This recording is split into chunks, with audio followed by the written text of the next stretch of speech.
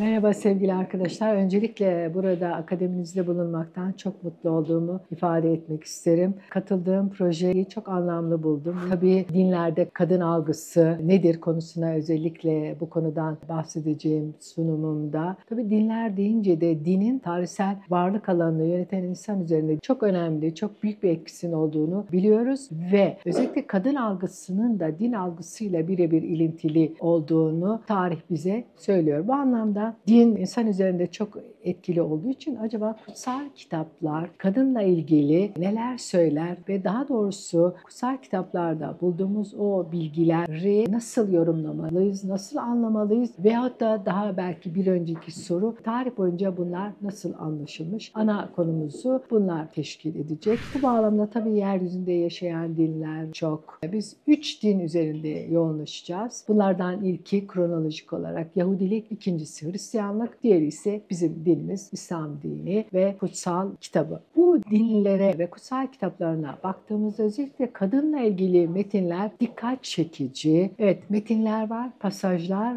var ama tarih boyunca bu metinlerle ilişki kuran, iletişime geçen insanın farklı farklı yorumlarda bulunduğunu da tarihi kayıtlar bize göstermektedir ve halen de günümüzde de yine kutsal metinleriyle buluşan Yahudiler, Hristiyanlar, Müslümanlar farklı yorumları yapabilmektedir. Bu tabii farklı yorumlar metin karşımızda statik ama onunla iletişime geçen insan. Şimdi burada o metini nasıl anladığınız, metine hangi anlamı yüklediğiniz ve ona bağlı olarak sizin kişisel arka planınız, bilgi düzeyiniz, entelektüel boyutunuz buradaki yorumlarda rol oynayacak. Bununla birlikte yine biz kutsal metinlerle ilişkili olarak yorumlarda özellikle İslam söz konusu olunca 3 farklı yorumdan bahsedebiliriz. Bunlardan biri literal yorum, diğeri yarı literal veya reformistlerin sahip olduğu yorum, diğeri ise metnin bağlamını ön plana çıkaran yorumlar. İşte her yaklaşımda kadınla ilintili olarak bakış açılarının da değiştiğini görüyoruz. Özellikle literal yorumda Kur'an'ın ana felsefesi, metnin temel felsefesi, insana yaptığı vurgu göz ardı edilerek bazen o bağlamsal tutumlardan mutlak bir takım sonuçların çıkarıldığını görüyoruz ki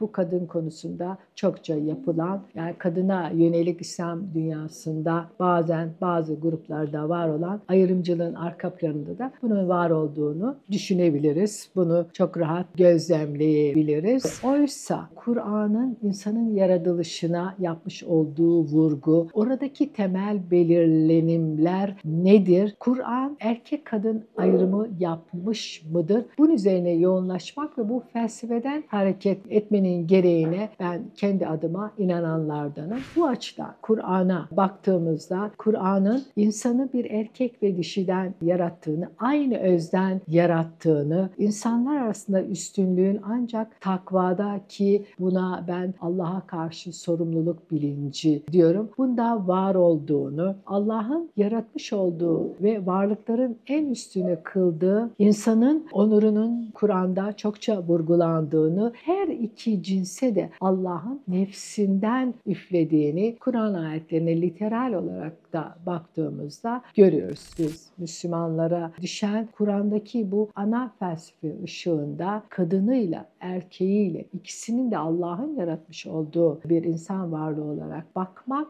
ve buradan hareketle eylemlerimizi ve bilinç düzeyimizi buna göre oluşturmamız gerektiğiyle samimiyetle inananlardanım. Evet, Allah insanı erkek ve dişi olarak yarattı. Ancak ortak bir paydamız var, insan. Eğer biz bir medeniyet inşa edeceksek kadını veya erkeği dışarıda tutarak değil, birlikte hareket ederek üretmeliyiz. Çünkü Allah insanı yeryüzünü imar etmek için görevlendirilmiştir. Bu imarda kadını da erkeği de birlikte rol alacaktır diye düşünüyorum.